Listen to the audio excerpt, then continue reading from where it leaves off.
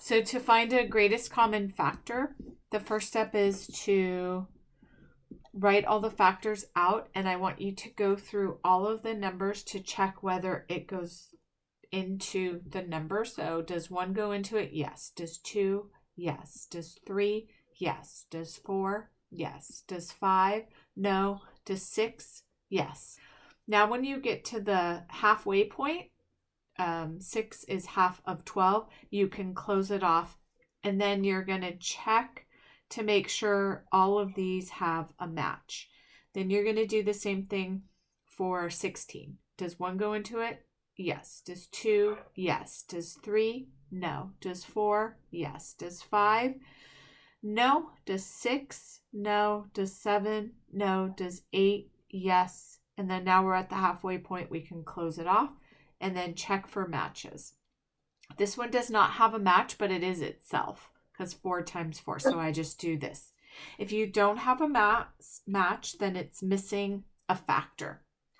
For the least common multiple, you are going to do the opposite. You're going to count up. So instead of dividing in, we're going to count up. So we're going to do 12, 24, 36, 48, 60, 72, and then we're going to do 16, 32, 48, and you keep going until you find a common number.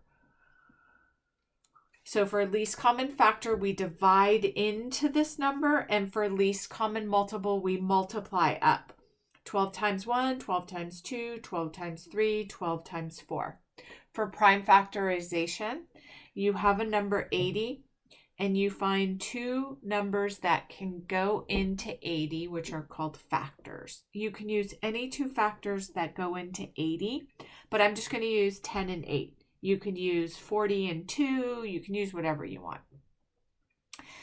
Then I take this number and I say, what are the factors of 10? 2 and 5.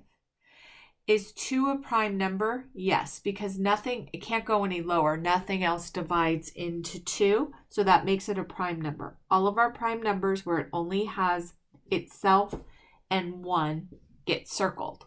So 2 gets circled and 5 gets circled. And then for 8, what are 2 numbers that go into 8? 2 and 4. 2 is a prime number, so I'm going to circle it. And then how do we get 4 down lower?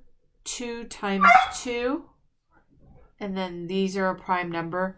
So now we write all the factors out. 2 times 2 times 2 times 2 times 5.